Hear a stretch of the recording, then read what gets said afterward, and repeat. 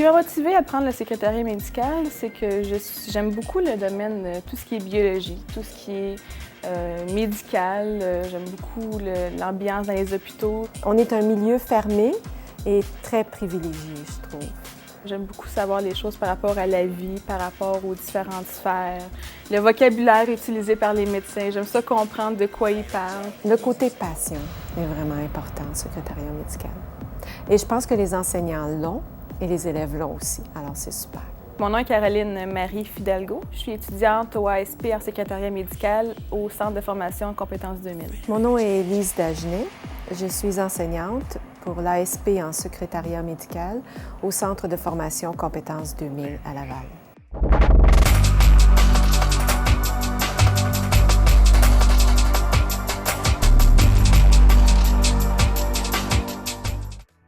Les tâches que doivent exécuter une secrétaire médicale sont assez variées. Évidemment, le côté accueil du patient, les formulaires à remplir, les téléphones à répondre, confirmation de rendez-vous, parfois annulation de rendez-vous, qui est un peu moins drôle.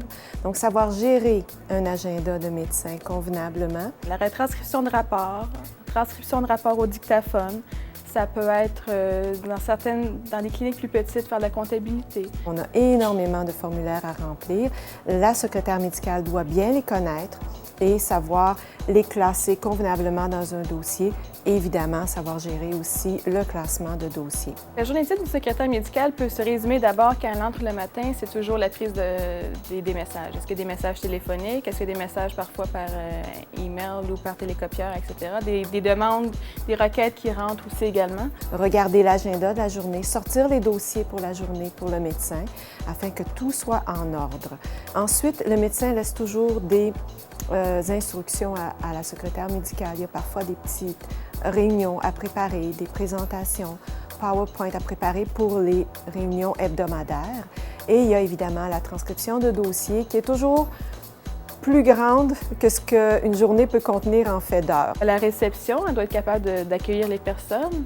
S'ils ont des questions, exemple, je dois subir un ECG, qu'est-ce qu'un ECG? Donc, lui expliquer en termes clairs au patient que c'est un électrocardiogramme, comment ça fonctionne, etc., pour le rassurer. Pour les prises de sang, elle étiquette aussi les échantillons de sang ou d'urine ou quelconque pour l'envoyer ensuite en laboratoire pour que ce soit analysé. Donc, il faut savoir préconiser l'importance, les priorités.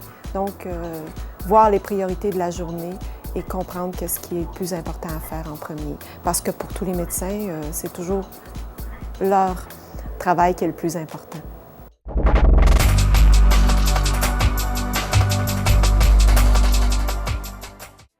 Les aptitudes pour être un bon ou une bonne secrétaire médicale, c'est évidemment le côté humain en premier. Il faut aimer travailler avec le public. Il faut vraiment aimer ça parce que là, on n'a pas un public facile. On a un public en état de stress bien souvent et qui ne réagissent pas d'une façon normale. La discrétion, parce qu'évidemment, tout ce qu'on voit, discrétion et confidentialité, tout ce qu'on voit, tous les dossiers, même si c'est notre voisine de côté, il faut qu'on fasse comme si on ne connaissait pas le patient ou le client. Il ne faut vraiment pas qu'on dise à quoi que ce soit, ni qu'on fasse d'allusion quelconque sur quoi que ce soit, qui que ce soit. Il faut savoir aussi comment se comporter avec les médecins. Donc, il faut avoir une certaine confiance en soi. Je dirais aussi très polyvalente, parce qu'on fait beaucoup de choses. Comme toute secrétaire d'ailleurs, mais médical, on fait encore plus de choses, vu qu'on fait aussi beaucoup de terminologie, dictaphone, etc. Donc, il faut qu'on soit capable, quand le médecin vient nous voir, fait tel rapport le plus vite possible, un patient arrive, etc. Donc, il faut être très polyvalente, très bonne en français. Puis en anglais aussi, dans certaines régions, c'est très bon aussi d'avoir un bon anglais. La précision pour une secrétaire médicale est extrêmement importante. Vous jouez avec la vie des gens quand vous tapez des rapports.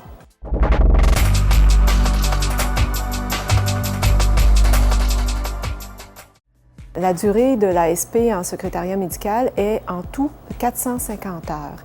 450 heures, ça comprend 375 heures de théorie et 75 heures de stage en milieu médical. Le cours d'ASP secrétariat médical se déroule en 10 modules plus un module pour le stage. Les modules essayent de reprendre tous les domaines dans lesquels une secrétaire médicale peut être confrontée. Donc, au début, c'est la retranscription de rapports. Donc, pouvoir lire des rapports manuscrits par les médecins, des rapports qui sont mal écrits avec des fautes ou des rapports qui, quand on les lit, n'ont aucun sens parce que souvent les médecins inventent des nouveaux mots.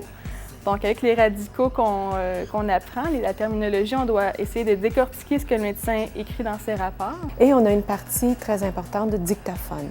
Donc, l'élève apprend à travailler, à taper des rapports au dictaphone. Ça développe son doigté, ça développe son habileté à comprendre les termes médicaux.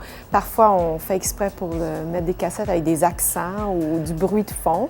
Donc, gérer tout ce genre de situation qui rend parfois la transcription un peu plus difficile. On va apprendre aussi les différentes parties du corps, où elles se trouvent, comment classer les dossiers, tout ce qui est fourniture médicale, les formulaires, vraiment l'aire de travail. Un autre côté aussi ici dans la formation qui est important, c'est la connaissance de certains, non seulement la connaissance des logiciels comme Word, Excel, PowerPoint, tout ça, mais il y a aussi des logiciels spéciaux médicaux, des logiciels de fiches, de dossiers médicaux, logiciels de prise de rendez-vous et facturation médicale. Les professeurs qu'on a en secrétariat médical sont, selon moi, très connaissants. On avait une, entre autres, qui, elle, tout ce qui est biologie, c'est vraiment numéro 1, donc elle nous apprend beaucoup, même plus que ce que la formation demande, mais c'est vraiment très, très, très intéressant, très disponible.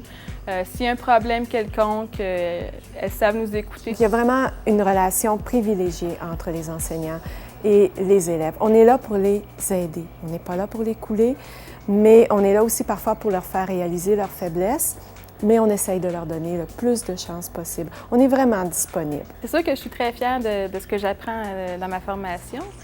C'est vraiment très intéressant. C'est même plus à quoi je m'attendais. Donc, c'est sûr que je suis toujours contente de venir à mes cours de secrétariat médical.